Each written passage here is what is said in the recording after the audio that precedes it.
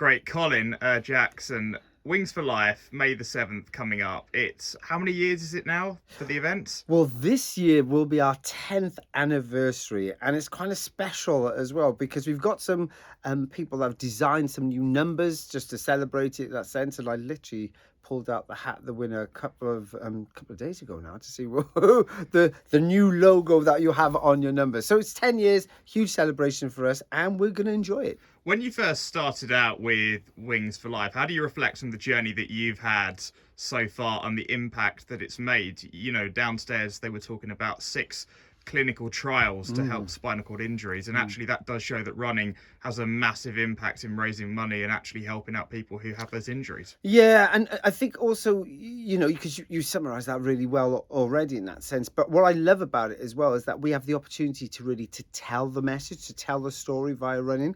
So our community, the running community themselves, they're very special, they're very unique, they're very passionate about things. So when they galvanise, when they get together to do something, they really focus on that. So last year, 160,000 runners for the Wings for Life World Run was just fantastic. And in the last 9 events, we've raised 38 million. So we're kind of on that right, drive into getting awareness of the foundation's good work and also getting more people participating in running because it just increases the world's fitness as well. And the goal is to get 1 million people running. Kind of, is that, are you looking to kind of specific countries like the US, for example, in a big way in kind of the future? Yeah, I mean, for us, 1 million people running exactly the same time all over the world is obviously where we want to be at. That's our huge target for us. We already kind of have participants in 195 countries across the world. So you can see we've already got the reach. Now what we've got to do is get the numbers. So we've got to get more and more people in those countries really getting together, telling the story, getting the message across, and that will see us get to that 1 million mark. What a fantastic occasion that would be. And it'll be a huge celebration for us when we do it. I believe we'll do it. And when you hear the personal stories of the people who have actually had kind of, elements of treatment from these clinical trials and they've seen improvement with their own lives and it has literally changed their life for the better, I guess on a personal kind of and professional level, that makes you incredibly proud to be a part of this. Oh, the sense of pride when you see some of the stories that are told and how we've improved their lives, and also how we give so many people hope in the world is huge. And that's really the big driving factor for me as well. Anytime I feel like, oh, I'm repeating myself, I remember I'm not. What we're achieving is just amazing. And to sit back in, yes, let's say in 15 years' time when we've got that spinal cord injury cure, and we go, we were part of that. We've done that. We've made a difference. And looking, we are in the springtime as well. Mm. We've got Boston, London coming up, back to its normal slots as well.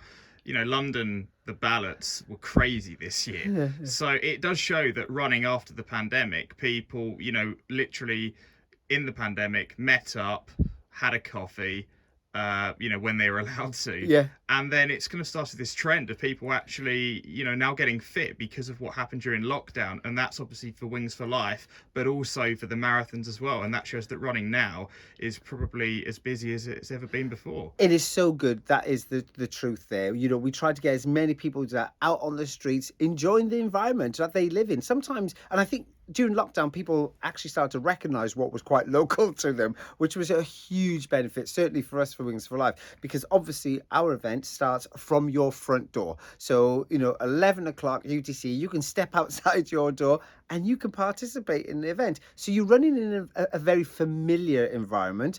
I always say to people, in the first half an hour before the car starts up, collect people as you go along, get them to get involved with you, keep company going with you, because that to me is really important, because you want to get that great feeling. And I know you're a hurdler, but what advice would you have for people kind of running kind of both Wings for Life and Boston and London? Because at the end of the day, a lot of them are going to be doing it for raising money for great causes as well. First thing I'd say to them, get yourself a decent pair of shoes and make sure they're well broken in. Don't just put a new pair of shoes on straight away, because you could pay the penalty for that. Sore Achilles and bruises, not the best thing on your feet. Always keep well hydrated and don't change too many things on race day to what you would normally do on your training day. Your body is quite funny, and if you try to change things up, your body won't like it. So keep things as standard as you want, but definitely get yourself good, easy shoes. And lastly, for me, what do you think about the athletics season as a whole generally this year? You know, last year was mad because we had the Commonwealths, the Europeans, the World Indoors, Yeah. and the Worlds. Yeah. Just the Worlds in Budapest coming up this year. What do you expect from that? Who are you most looking forward to see, and what do you think could happen? Do you know, it's going to be really interesting this year, the World Championships. You know, people get in there. We'll see some new faces. You know, from indoors, we saw some really great indoor performances, and from established stars, and as well as up and coming new ones who will really want to rattle a cage of some of the established stars, as we know. So for me, it's going to be a fascinating year, and I'm looking forward to it. And I'm going to travel and see lots of them this year. I don't usually go around watching so many of them in the flesh, but this year I'm out on the road. And final point for me: any athletes that you got on world record watch? Would you say? Oh, world record watch. Do you know what's going to be really interesting? And this is a big call. Well, maybe a big call. May not be a big call. Watch Femke Ball. I think her indoor season was something pretty special. And I think that she is now generally taking on the challenge. I don't think she fears Sidley McLaughlin as she would have 2 years ago. So watch Femke Ball.